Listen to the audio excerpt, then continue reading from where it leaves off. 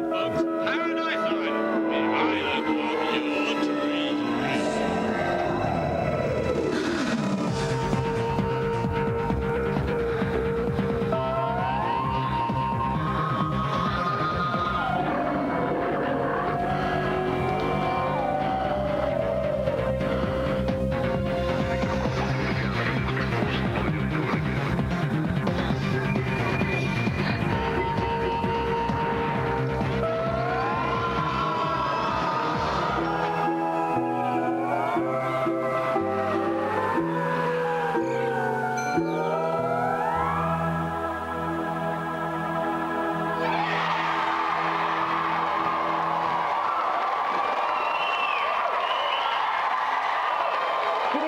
Welcome to GamesMaster, where, given our desert island location, we often have to catch our own dinner. Helena and Leanne bring the bait, I bring my rod, but the girls are far from impressed with my puny tiddler. You, meanwhile, can digest what's on tonight's show. Phil Campbell and Christian Dailly dribble uncontrollably in Worldwide Soccer 98. But we begin with an event we call, Oi Bloke, Get Off My Half-Pipe.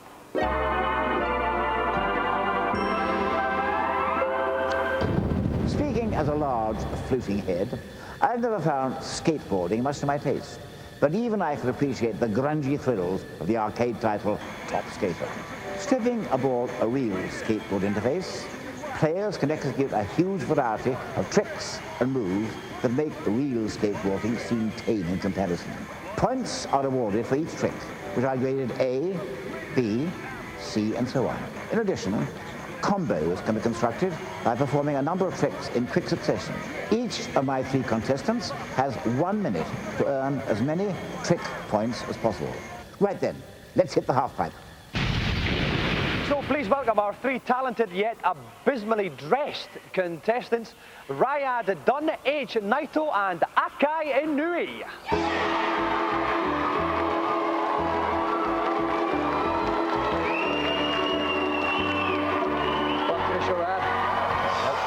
Welcome, H. Hi. Hi, Aggie. Hi. Okay, Ryad, first of all, you've got one of those piercings there. Is it a problem when you go through airports or that? Does that set off metal I'm detectors? not actually sure. I've never tried yet, to be honest. Probably don't let you leave the country now, do they? Probably not. Let's move on to you, H. Hi. Talk us through your outfit. Where did you pick up this fantastic gear from? Secret. Was it expensive? Did it cost you a lot of money? No, 30 not bob? expensive. Couple of quid? Yeah. Couple of quid. And finally, Aki. Yeah. Now, this is a waterproof jacket thing. Yeah. Why did you wear this particular outfit? Yeah, I like swimming. Yeah. Yeah. You like swimming? Yeah. That's good. You've come to the right place, Yeah, no. haven't you? Okay, guys, would you like to go and take your places by the machine? And I'll take a little trip up to the comments box. Right, we're about to quite literally have a laugh with Top Skater. Now, usually on GamesMaster, we pride ourselves on the unprofessionalism of our co-commentators. We're going to break with tradition for this event and have professional skateboarder from the Unabomber team, Mr. Frank Stevens, help me out. Welcome to the show, Frank. Now, tell us, what kind of actual stunts and stuff do you pull off regularly? Well, I kind of skate street stuff, like stairs and rails and stuff like that, just the street obstacles that around the cities and things like that. That's what Generally causing a nuisance to people who are out. causing absolute nuisance, scaring grannies and that. Okay, thanks for being commentating throughout this challenge. More on the kind of realism aspects of the game and how feasible some of these things are in real life. Each of our challengers has got 1 minute to amass the most amounts of points that they can. They get the points depending on the fantasticness of the stunts and tricks that they manage to pull off. Ryad, or Flea from the Red Hot Chili Peppers, is going to go first. Best of luck, sir. Start your challenge. Boys and girls, Okay, Ryad is playing as the character Keith, who's a basic normal skateboarder. In the top left-hand corner, you will see the total time that's amassed. He gets 60 seconds. The points will be in the top right-hand corner. Anything else that appears, I will explain as we go along. We go to the first trick here. It's a super inward heel flip. 8 designated 2 points. Can you do that in real life? You can do inward heel flips. That was a good one. That was a nice little section one there. You can see it says A on the left, on the right-hand side there. That depends on how well he's positioned when he does the stunt. S is the top one. S means special. We just got one there. There's an S there. That's why it was tons of points for that. He's up to 41,408 points. He's been going for 30 seconds. This is a great performance points. This all looks incredibly flashy here, Frank. Yeah, it's all going really well. It's working good. Okay, now, the other trick here is you've got to go as fast as you can. He's fallen off now. That means his speed is going to drop. The stunts now will not be able to be as good. And he's only got about 7 seconds left, but he's managed to do that one. 68,151 points running out of time. Another 2 seconds. One. Stop now. Stop the time. 76,529 points for Riyadh. Riyadh make way for H. Okay, now H is playing as Alex, who's actually a surfboarder. This is not one of the more realistic aspects of the game. He's trying to get his speed up at the start there by going from side to side. He pulls up his first stunt. Kick flip to BS grab. What does BS stand for? Backside grab. Backside grab. And a nose bone. Can you do nose bones? You can do nose bones, that's a real trick with a funny name. 22,506 points, 20 seconds gone there. This is a fantastic start here from H. Hasn't put a foot wrong, really. Triple grab alpha. Now, is that a lot more air than you would get in real life skiing? That is a lot more air than you get in real life. I mean, there's some people that go big, but this is version on a bit. You would need a rocket up your jacket to get the high in real life. That was an awesome one, a 360 leg shove it. He's beaten Ryan score of this is an incredible score. He's got 6 seconds left. We've broken the 100,000 point limit. Going to be able to pull up a stump before he runs out of time. I don't think he will. No, out of time there. 102,605 points for H. H, make way for Aki. Okay, Aki is playing as Peanut, who's a bodyboarder again. Totally unrealistic because you get a lot of chafing if you try this on a pavement in real life. 102,605 points to beat. Building the speed up at the start. And the first straight. Aerial 1,080. Now, I would imagine that would be quite tricky to pull off in real life, Frank. Definitely would be on concrete. You'd come out with a lot of bruises and a lot of scrapes. I think that, especially in the bikini, Now, the thing is those 3 stunts were all quite similar, but they did a master to build combos. Yeah. If you do a stunt within 1.5 seconds of the previous one, you will get extra points. This is a cool combo. It's the 3rd combo there that he's managed to pull off. 4th one there, 5th one there. This is huge points. 160,530,000 points already. Because of stringing the combos together, Aggie has won it already. The rest of this is just going to be a, what would you call it, an exhibition. It's just showing off, really. It's a total showing off his style. Do you think there would be a time, Frank, when you'll be able to pull off stuff like this in skateboarding? I really don't know. We can live and wait for that, and the time is running out. That's it, 60 seconds gone, 281,515 points. Aki, by a considerable distance, wins the challenge. Okay, Riyadh, let's start with you. Not a bad start, but it all went wrong towards the end there. Yeah, I missed a few of the barrels, and I also fell, which slowed me down quite a bit. Didn't get enough speed. I didn't get to the end, to the ramp at the end. Now, H, you not a bad score over the 100,000. Were you happy with your game? Yeah, more than eating, sleeping. Very happy. It's praying to get this game. Yeah. Yeah. And Aggie, you totally decimated the competition then. What was your secret? Was it the combos? Yeah, cool combo. It's the most important thing. And I know that you spent a little bit of money practicing the game this week before you came on. How much money did you spend? At least 400 pounds. 400 pounds!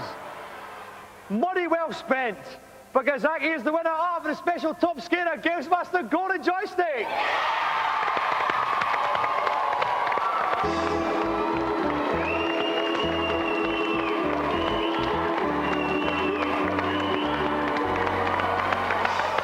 Do you know why the news is called news? Well, it stands for North, East, West, South.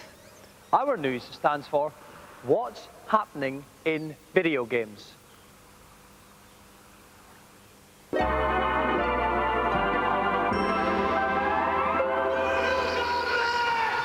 Currently performing death moves on the opposition in the States is Mortal Kombat Annihilation, the second big screen outing for your favourite digital psychopaths. Virtually every character seems to have secured an appearance, including various blokes who used to go out with your mum. Mortal Kombat Annihilation promises to be good, clean fun when it opens here next year. Excellent. Alien Resurrection is out now on film. I've seen it and it is awesome, but you're looking at exclusive shots from Alien Resurrection the game, developed by Fox Interactive, who made the surprisingly good movie license Die Hard. When it's out next spring, Alien Resurrection should again prove to be an exception to the great film-cat game scenarios of the past. Also due next year is Quake 64, the N64 conversion of the PC Classic. As well as all the stuff from the original, Quake 64 is rumoured to have additional levels as well as that multiplayer shenanigans. With Doom, Duke Nukem and soon Quake all available for console, it looks like PC owners will have to find something else to be smug about. You know, viewers, there's something missing in my life. It can't be money, it can't be women, it can't be Toby jugs in the shape of famous World War II generals. I've got tons of them. It can only be today's Celebrity Challenge. There are many football games I could have chosen for my celebrated contestants, but none that capture the spirit of this greatest of games more than Worldwide Soccer 98 on the Sega Saturn. Ancient rivals, England and Scotland, will meet again on the virtual pitch in a match of 2 90-second halves. Right then, let's prepare for kick-off. Right, now we're going to use this challenge as a curtain raiser for domestic hopes in the France World Cup. So, Welsh and Irish viewers, you can go and make a cup of tea, because representing Scotland and England, please welcome Christian Dailly and Sol Campbell.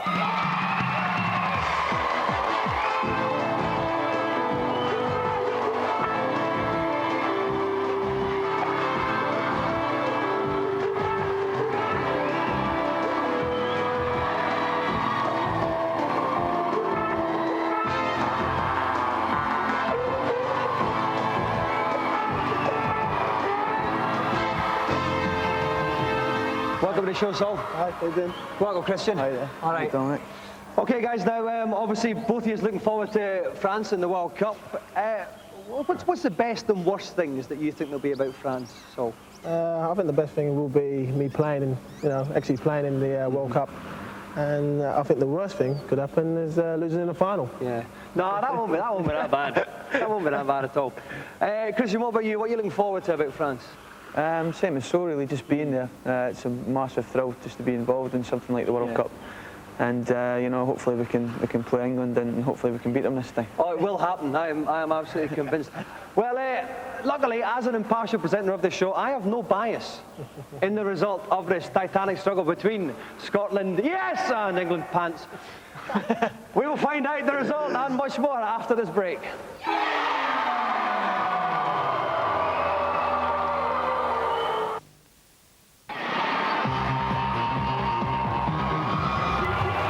Welcome back to GamesMaster. We're all set for a clash of domestic titans. England against Scotland in the shape of Sol Campbell against Christian Dailly.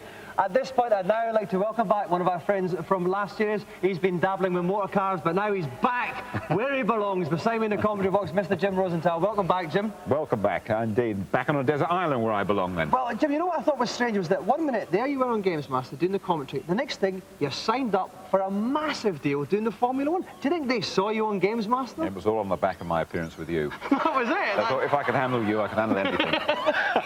Thought Schumacher was a doddle. Absolutely, absolutely. Now, okay, this is Scotland, England. Is it going to be like the typical clashes? Scotland coming out, lots of skill, Brazilian flair, and England fluking it? It's not quite how I've seen the last clashes, I must admit. I'm racking my memory for England fluking it. I think it's going to be very, very competitive.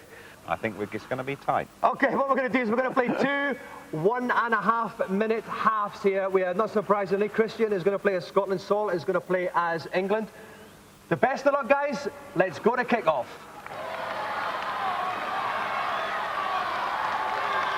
Okay, Christian Dailly in the dark blue shirt of Scotland go playing down, and Sol Campbell in the white of England playing up the pitch, and it's England on the attack, Jim. No, it's the kiss of death for me. It's the shot of Scotland. It just goes wide there. I thought that was well wide, that one, actually. I think you're getting a bit carried away a bit early on here. Let's have a bit of sort of reality in this game.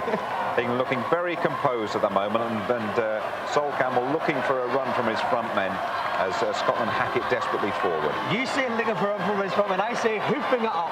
And it's Scotland on the attack. It's the Brazilian named Brooks. Oh, this has got to be a penalty, even though it was in the box. Danger, it's danger. A great one, it's a shot. Oh, it just misses. Jim, now that is missed by millimetres. I'll forgive you getting a bit excited about that one. I must admit the old hairs went up on the back of my head there, but Sol Campbell seemed to back off there with the England team. Interesting tactic, and that's another interesting tactic there that has given Scotland a corner. Here they go, the big men are up in the box. It's a cunningly flighted one, right to the back of the box. It's in, yes! He nips in there. Kevin Gallagher has got Brooks scores 1-0 Scotland. Well, you got the scorer wrong. It was a fairly straightforward goal, and the England defenders will not be chuffed about that, and they won't be very happy about the way they gave away this corner either. England kicking off, playing up the pitch with a lot of work to do. Yeah, they're looking to get back into this straight away, but there's some fierce challenging going on in the midfield. Well, it looks like Gaza there, that guy, doesn't he? He's got the white hair. Yeah, he did. Here comes Scotland again. It's a good long ball in, but it's safe with the keeper. Sol will be looking to get just a little bit of momentum going and perhaps make a single pass be nice to see. Good individual skills, though. Oh, it is. It's a long shot. Oh, it's a beautiful save, but is it going to go across the line? No, it's over the bar. Splendid athletics from the Scottish keeper there, Jim. Well, amazing in this first couple of minutes here. We've seen a Scottish goal and a good Scottish save as well. I can't quite understand it. Oh, and another one. It bobbled a little bit. That was Gaza, wasn't it? Near post. It looked a bit small and slim. I'm just a bit worried about the way we back off when Scotland attack. But you could just be over-elaborating here and giving England a chance to get back in it. Just one down. It's a terrific piece of skill. A great chance for an equaliser here from Gaza. Oh, it's straight at the keeper. He's very nonchalant, this goalkeeper. Who is he? He's extremely casual.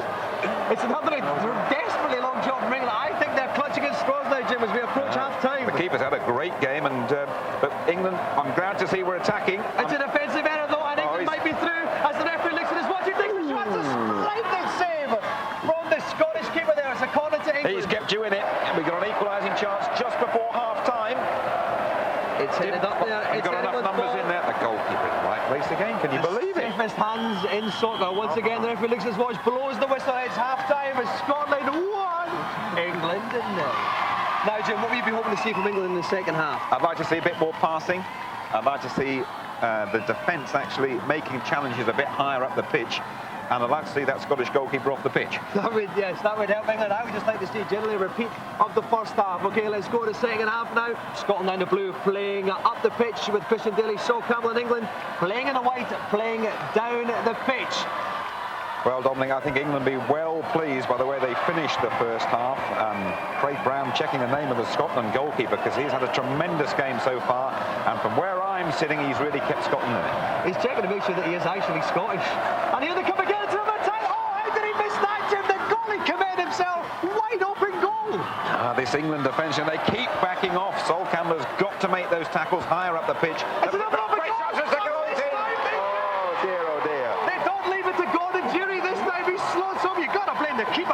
I want to have another look at it. He's scuffed that goal kick, hasn't he? Well, an England man caught in possession, and a brilliant finish from Christian Dailly and Scotland. Major head shaking from Mr. Hoddle, and a big inquest to follow this at the moment. But still a lot of time to go. We could get back in it. It's almost early doors in the second half. Still 2-0 to Scotland. A fight back needed from England, but it's still on Scotland, Jim. Danger. This could be the third. Oh, penalty! No, fire. A lovely tackle. Come on, way, man. You've got 2 goals. That was a continental referee. He'd have been off there. And it's Scotland now on the attack. Again, Christian using this technique in the middle. They're taking the Michael now. I'm interested in Sol's defenders, why they run away from the ball each time. I can't quite work that tactic out, but no doubt he'll explain it to me after the game. And here we come now. It's a great through ball, but to no one in particular. In a way, great tackle from Gaza there. He really is, but he would do. That's out the box, Jim, surely. I thought it was. Referee, come on, man. England needs something back very rapidly. Gaza goes diving in. We've got problems again. But can we get you on the counter-attack here? Here's Gaza. He's the only player really that stood out for me. He's going all the way. It's a lung-bursting effort, this one. Oh, that's a lovely little move. Surely, yes. Absolutely. Gaza made it, and a brilliant finish. Well done, Sol. That has to be probably the slickest move of the game so far, Jim. I thought so. Gaza kept it, and a terrific finish. 2-1, everything to play for. Okay, the clock is ticking out, but England very little time to pull this level. Scotland kick off. They might decide to just play for possession. People, no, they're still attacking, but in a bizarre fashion. Well, I don't know. I think on balance, you've had the better of this half. That goal must lift England's spirits, but just a couple of minutes to go. And it's the third goal here, surely.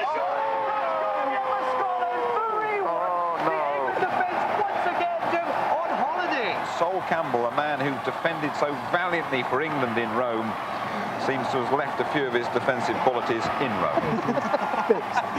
No one picking up the runner at all. It's 3-1 to Scotland. Maybe Ireland can snatch a late consolation, but surely even a draw is beyond them now. You never know. You never know. It's not over till it's over. And in fact, that's it. It is over. The Scots has been there. 3-1 to Scotland. Christian Dailly is the winner.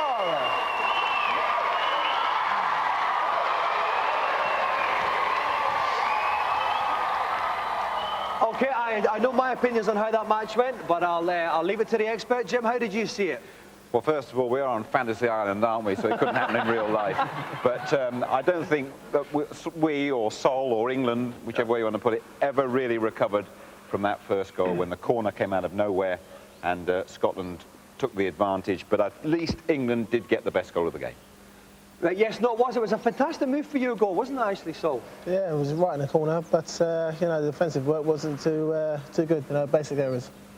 Now, Christian, a fantastic performance there. Can you see that happening if the two teams met in the World Cup? I think it's a distinct possibility, especially if we adopt the same Brazilian style of football as we showed there, and that's the way we can play. What was the secret then to your success in that? It's definitely a good team performance, and you know, it bodes well for France '98. So to go to GamesMaster Joystick just now, hopefully the World Cup in France in the summer goes to Christian Dailly.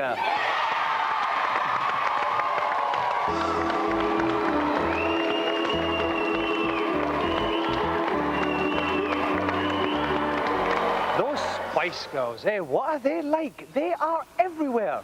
Are you sick of the sight of them? Good, because they have nothing to do with today's feature.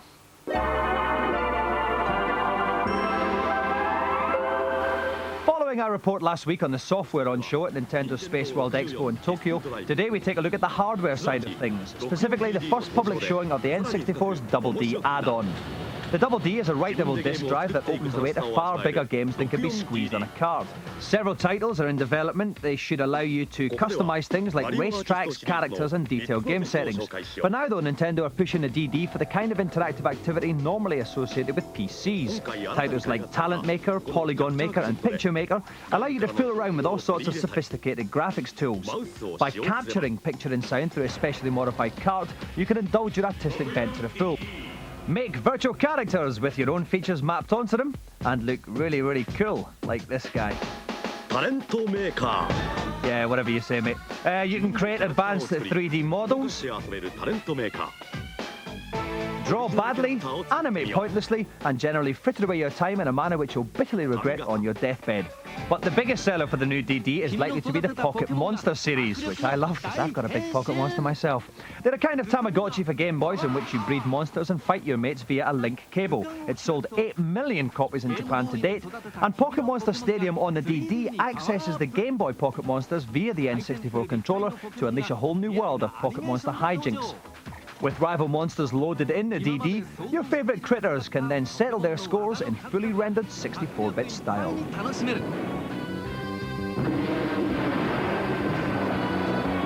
Pokemon Snap. Sister product, Pocket Monster Snap, is bonkers. It's a kind of Pocket Monster safari thing in which you wander around a virtual landscape populated by monsters and take pictures of them. Pokemon Snap. The Double D will be released in Japan in March, and don't be put off by the weird titles, they're mad over there. We think with its unparalleled potential for truly interactive gaming, the Double D could well be the beginning of something huge. We've now completed 4 Games Masters. Mathematicians out there will realise that means we've got 6 left. 6 weeks until the light entertainment output of Britain becomes dodgier than buying a left-handed screwdriver from a used car salesman sitting in the back of a lorry. Good night.